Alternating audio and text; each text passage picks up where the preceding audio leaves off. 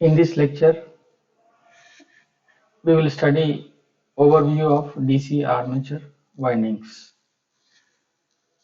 Before going into the windings, we need to understand the basic concepts or the terms involved in armature winding. The first one is the electrical or mechanical angles. So we know that the electrical angle is equals to P by 2 times the mechanical angle. Okay, so in armature winding, we are going to see all the angles in terms of electrical only, not in terms of mechanical angles. So the next one is the pole pitch. Pole pitch. Pole pitch is normally given or equals to 180 degrees electrical, or it can be also mentioned in terms of slots per pole. Slots per pole.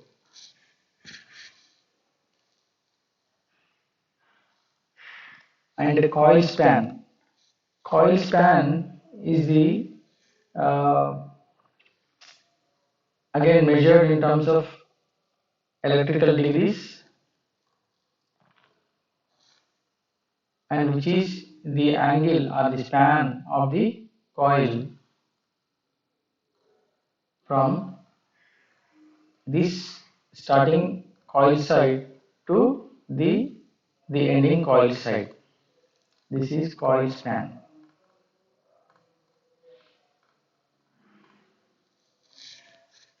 Okay, so if it is normally it it uh, it can be 180 degrees electrical or less than 180 degrees electrical. We will see if it is 180 degrees electrical, then it is called full pitch coil, and if it is less than 180 degrees, it is called fractional pitch windings. So these two are the main, coil span and the commutator pitch are the two main things we need to understand about the DC armature winding. So how about the coil span is, how the coil is spanned and how the commutator pitch is. That is, these coils are connected to the commutator segments.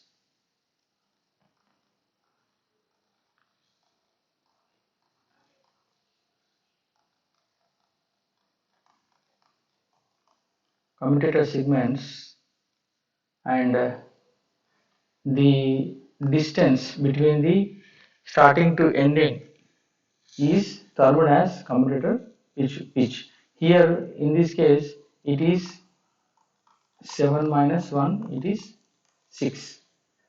The commutator pitch of the winding is 6.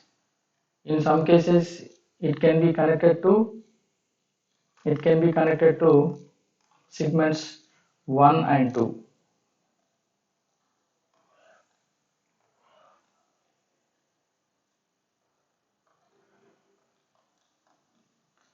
It is connected to 1 and 2. In this case, the commutator pitch is 2 minus 1 is equals to 1. Okay.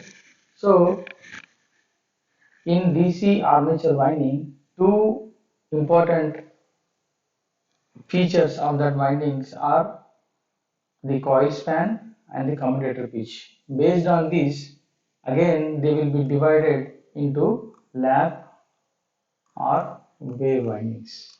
Okay, so coil span is the span of the coil, and the commutator pitch is the end connection of the coils connected to the commutator segments. The end connections of the coil connected to commutator segments from the starting to the ending is termed as the commutator pitch. Okay.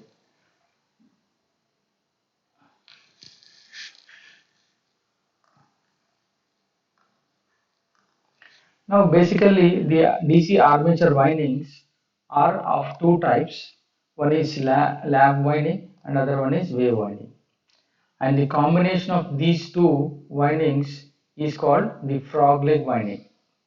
The combination of these two windings is called the frog leg winding. And depending upon the constraints or requirements to be wound on an armature winding, that is low rated or high rated machines, the windings to be wound on low rated or high rated windings are we need to wound a armature winding such that we require a low voltage with high current ratings, or we need to wound a armature winding such that we get output of high voltage with low current rating. So depending upon our requirements, we are going to, or these lap and wave windings can be wound in many ways. Many ways.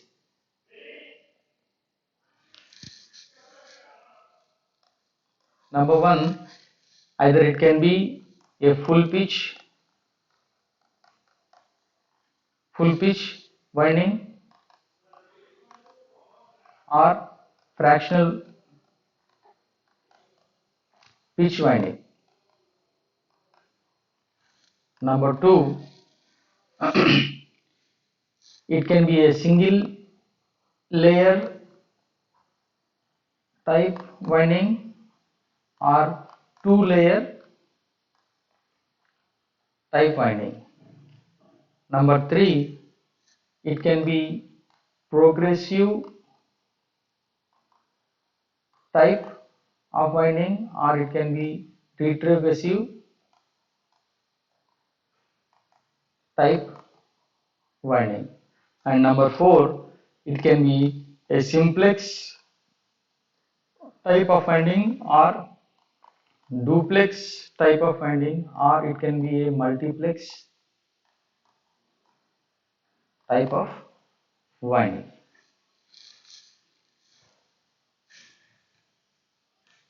So as I said, these windings, lap or wave windings, are termed to be a full pitch winding full pitch winding if if the coil span is equals to 180 degrees electrical, and if the coil span is less than 180 degrees, then it is called the fractional pitch winding. And these windings are again termed as single layer or two layer if the windings are occupying, that is the coil sides are occupying entirely in one slot, in one coil side, one one coil side in one slot,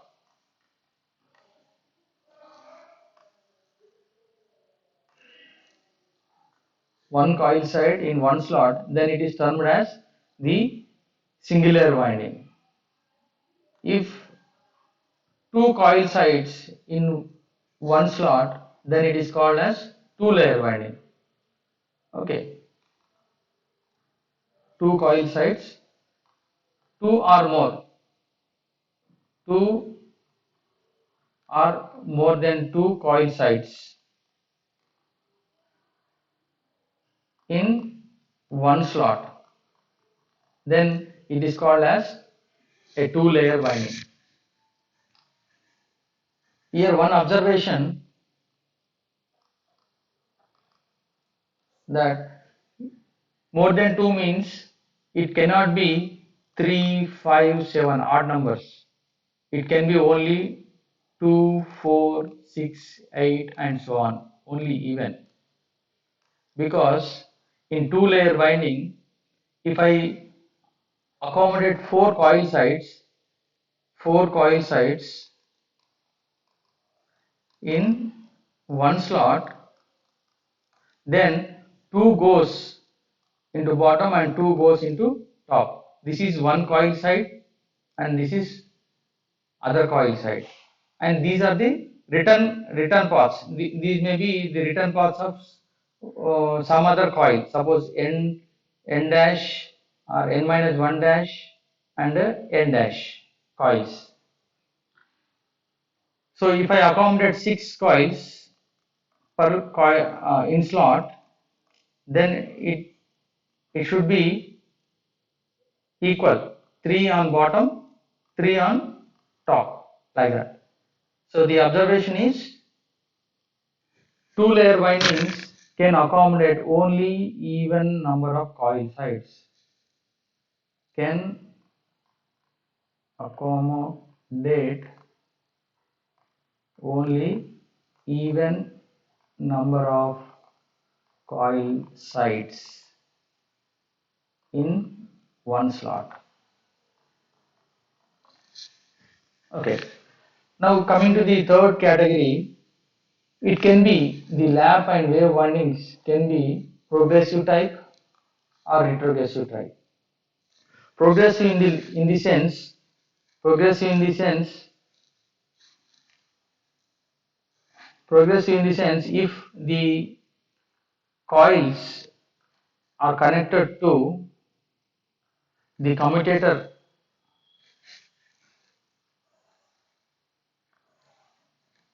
like this.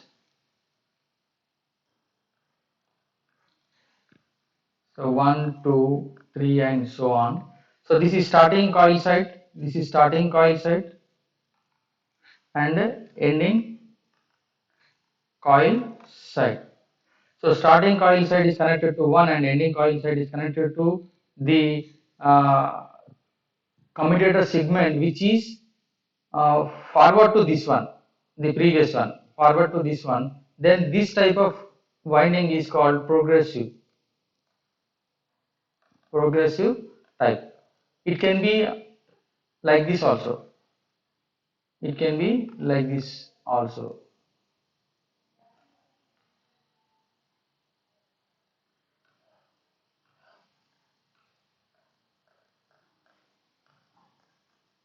Okay, so 1, 2, 3, 4, 5, 6, 7, like that. So this is connected to 1 here and this is connected to 6.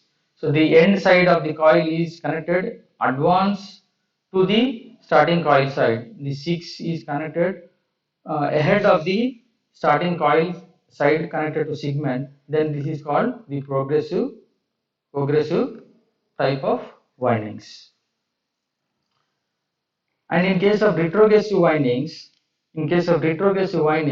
what we do is this the end side, coil sides are connected somewhere back of this segment. Back of this segment. Suppose this is nth segment and this is n minus 1 segment. So this is connected backside of this connection. So these windings are moving backside. So it is called retrogressive type of winding. Okay. So in wave winding or in this type of winding, what happens? In case of retrogressive winding,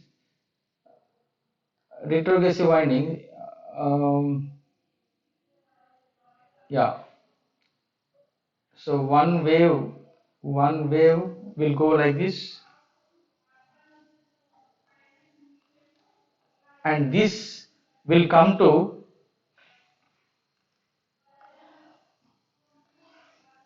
if this is connected to 1, so again this winding will come and will be connected to this segment, second segment in case of progressive type. But whereas in case of retrogressive type, this end connection will come and connect to here. This is uh, some backside segment, one back segment of this starting connection. So this is called retrogressive winding. Okay, so progressive type and retrogressive type of winding. Now coming to the simplex, duplex or multiplex type of windings. So in simplex windings,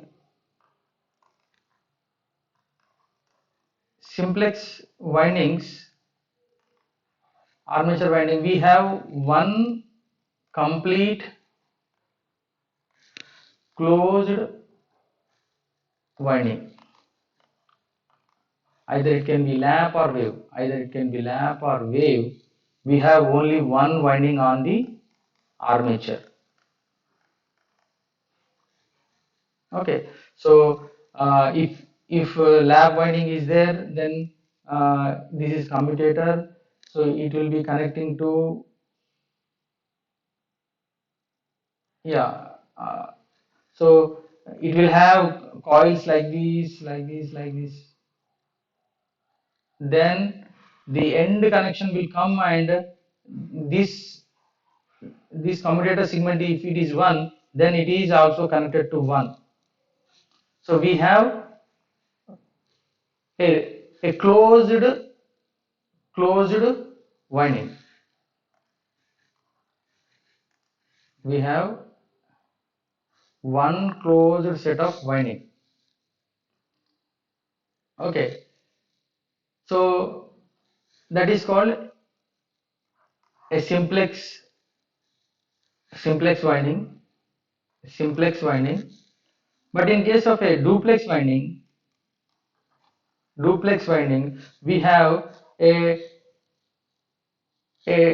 two independent independent set of windings and closed, are of closed type. So we have one set of winding, and we also have another set of winding which are closed, and depending upon the requirement, they are shorted at some intervals. They are shorted some intervals to collect the brushes. Okay, that we will see. But the duplex winding, we have two independent set of windings which are of closed type. And similarly, triplex and multiplex, we have those many number of independent sets of closed windings. Okay, so these are the basic features or types of armature winding in a DC machine.